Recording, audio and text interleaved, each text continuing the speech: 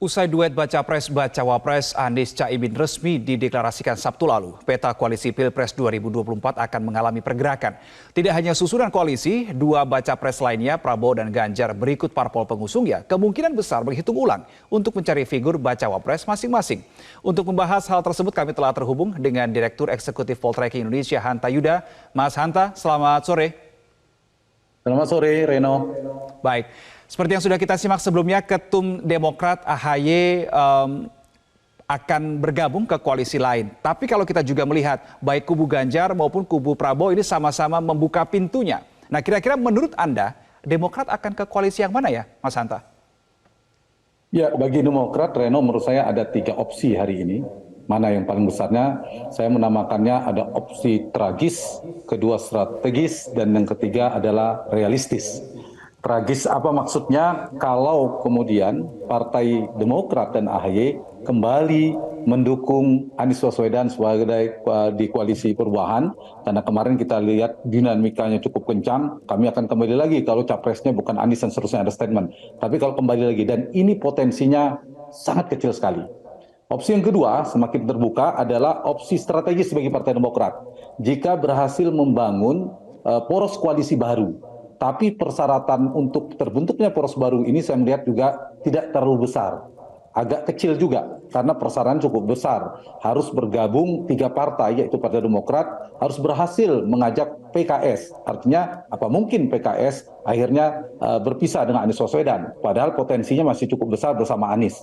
Yang kedua, apa bisa P3 akhirnya seperti wacananya pergi dari lepas dari dukungannya pada Ganjar Pranowo. Kalau 3 itu, maka ini strategis bagi Partai Demokrat. Kenapa strategis? Karena potensi AHY seperti yang diinginkan, cita-citakan oleh Partai Demokrat menjadi sebagai figur cawapres itu terbuka sangat lebar di koalisi ini, koalisi baru ini, sebagai cawapres bahkan bisa sebagai capres. Tapi peluangnya tidak terlalu besar karena syarat cukup berat seperti saya katakan. Nah, yang ketiga saya ingin jawab pertanyaan Reno tadi, yang paling realistis hari ini adalah bergabung ke salah satu koalisi yang sudah ada. Sekarang ini ada 3 koalisi ya, tetrapolar, 3 kutub, Anies Baswedan, Ganjar Pranowo, dan Prabowo Subianto. Karena keluar dari koalisinya Anies, maka pilihannya ada 2, gabung ke Prabowo atau gabung ke Ganjar Pranowo. Tetapi untuk opsi ini menurut saya, AHY ingin menjadi cawapres, peluangnya sangat kecil sekali. Saya kasih garis bawahi, sangat kecil. Karena masing-masing capres ini sudah punya figur yang potensial pertarungannya juga cukup kencang. Nah, pertimbangannya sedikit saya ingin review adalah, satu yang akan dipertimbangkan Partai Demokrat adalah di antara 2 ini mana yang paling potensi menang, akan dipertimbangkan. Kalau kita lihat data kompetitif, 3 capres itu selain Anies, Prabowo dan Ganjar punya potensi menang karena capres kuat. Yang kedua, dilihat dari komunikasi politik belakangan ini, chemistry-nya seperti apa. Nah, ini ada catatan, kalau ke Mas Ganjar, tentu bagaimana komunikasi Pak SBY dan Ibu Mega, apakah ini bisa rekonsiliasi, meskipun kita tahu Pak Ahy dan Mbak Puan pernah bertemu, ada potensi. Tapi dibandingkan dengan Pak Prabowo, mereka komunikasi relatif terbuka. Dan terakhir, yang menjadi pertimbangan Partai Demokrat adalah melihat potensi insentif elektoral atau kotel efek, apa yang lebih menguntungkan secara elektoral di pemilu legislatif bagi Partai Demokrat. Irisan pemilih Partai Demokrat itu lebih kemana? Kalau kita lihat pemilih Partai Demokrat pertama ke Anies Baswedan, tapi kan ke Anies katakanlah sudah berpisah. Potensi yang kedua lebih banyak Partai Demokrat itu memilih Prabowo. Yang ketiga adalah ke Ganjar. Jadi kalau pilihan realistisnya bergabung ke salah satu, Ganjar atau Prabowo, lebih realistis lagi, lebih menguntungkan Partai Demokrat sebenarnya kalau berdasarkan data adalah ke Prabowo Subianto. Baik, Selain Mas secara Hanta, historis berarti juga dengan mereka kata pernah lain bersama. kalau kita mencoba melihat opsi yang ketiga ya, opsi realistis tadi bergabung ke kubu Prabowo atau Ganjar, dengan kata lain Anda coba mengatakan seharusnya kalau bergabung ke koalisi itu sebaiknya Demokrat tidak terlalu memaksakan AHY sebagai cawapres. Iya, saya kira hampir kecil sekali peluang di sana. Hampir tidak ada. Makanya saya mengatakan opsi strategis kalau AHY ingin jadi cawapres, berhasil mengajak 2 partai bergabung. Yang diwacanakan salah satunya ada PKS dan P3, tapi kecil peluangnya. Nah, kalau tadi saya tegaskan sedikit lagi, seperti Reno sebutkan tadi, ya kalau bergabung ke salah satu koalisi, saya kira tidak sulit untuk memprediksi, sulit bagi AHY menjadi cawapres Prabowo, selain sama-sama sekedar bukan basis militer, tapi Prabowo sudah punya figur-figur kuat. Pak Erlangga Ketua Umum Golkar juga juga belum tentu punya peluang besar. Ada nama Erick Thohir yang cukup kuat di Prabowo. Belakang ada nama Gibran. Saya kira kecil peluang AHY. Di Mas Ganjar juga agak sulit. Di sana ada nama-nama yang ditimang. Di sana ada Sandiaga Uno, ada Andika, ada Pak Mahfud MD.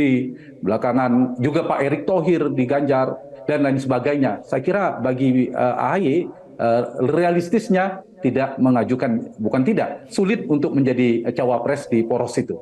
Makanya realistis saya istilahkan tadi.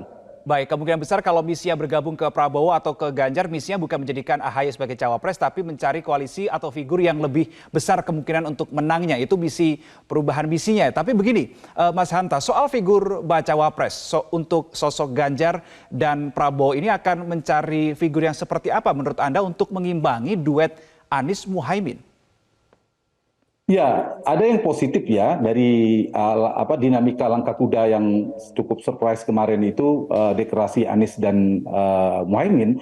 Yang menarik adalah lawan-lawannya sudah mulai memperhitungkan dari sisi formula koalisi partai-partainya, dari sisi komposisi capres-cawapresnya. Mungkin banyak pertimbangan yang akan mereka analisa, yang mereka pertimbangkan untuk mengimbangi ini.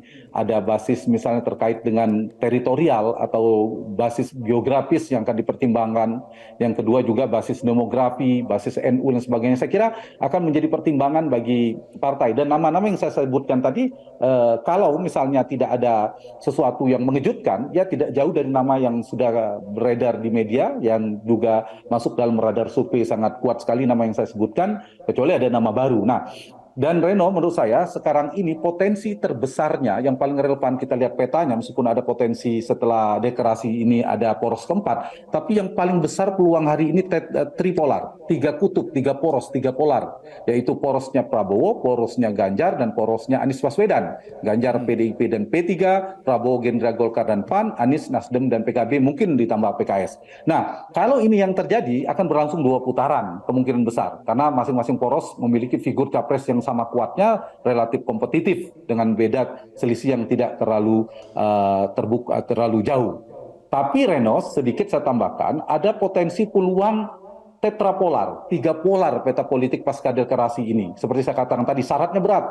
Tapi karena PKS batal mengusung Anies Baswedan, P3 lepas dari Ganjar, berpisah dengan PDIP, bergabung dengan Partai Demokrat. Nah, kalau itu yang terjadi, ada potensi akan koalisi terpendar lagi, terpolarisasi, muncul koalisi baru yang keempat. Karena itu kesimpulan sementara saya, potensi tripolar relatif paling besar saat ini ketimbang tetrapolar atau 4 poros. Mas Hanta, kita berandai-andai ya, ini terakhir, seandainya memang Sandiaga Uno ini tidak dipilih menjadi pendamping Ganjar, perkiraan Anda P3 ini akan tetap di barisan koalisi pendukung Ganjar atau pindah ke koalisi lain? Menurut saya tidak otomatis ya, tidak bisa disamakan AHY dan Demokrat. Begitu AHY tidak jadi cawapresnya Anies, lalu Demokrat pergi. Lalu ini kita samakan dengan P3. Menurut saya tidak, belum tentu. Kalaupun Sandiaga Uno tidak terpilih menjadi cawapresnya Ganjar, menurut saya belum tentu P3 akan pergi. Peluangnya tidak lebih besar, tidak seperti linear seperti di Demokrat. Jadi belum tentu. Meskipun ada potensinya tidak begitu besar, kecuali memang ada konsensus, ada kesepakatan akan bergabung lagi di putaran kedua, memang dilepas oleh PD Perjuangan misal saja, dan seterusnya, itu ada potensi.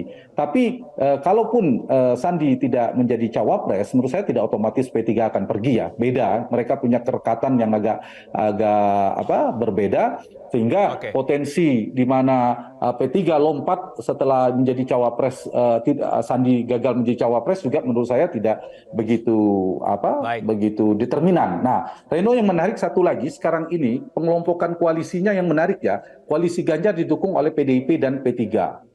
Partai-partai dalam pemerintahan yang mendukung Pak Prabowo, Prabowo didukung oleh PAN, Gerindra dan Golkar, partai dalam pemerintahan. Nah, sekarang Anies Baswedan juga didukung oleh Nasdem dan PKB, juga partai dalam pemerintahan. PKS belum begitu tegas, Demokrat belum jelas. Nah, dari dua ini, partai di luar pemerintahan sudah keluar ini. Artinya, poin saya, peta koalisi, sesuai tema kita, peta koalisi setelah deklarasi ini, kekuatan perubahan yang diametral dengan Pak Jokowi, yang berjarak dengan Jokowi yang menginginkan perubahan, itu terpolarisasi sekarang ini. Ada Demokrat, ada Anies, Demokrat, itu terpisah gitu. Sehingga ini saya kira menjadi peta baru dan narasinya hampir sama sekarang. Punya kedekatan dengan Pak Jokowi semua. Baik, gitu. Mas Hanta, menarik diskusi kita, tapi sayang waktu kita terbatas. Kita lanjutkan di kesempatan Baik, yang Reno. lainnya. Terima Terima kasih Direktur Eksekutif Poltreking Indonesia Hanta Yuda sudah berbagi sudut pandang di Metro hari ini. Selamat sore.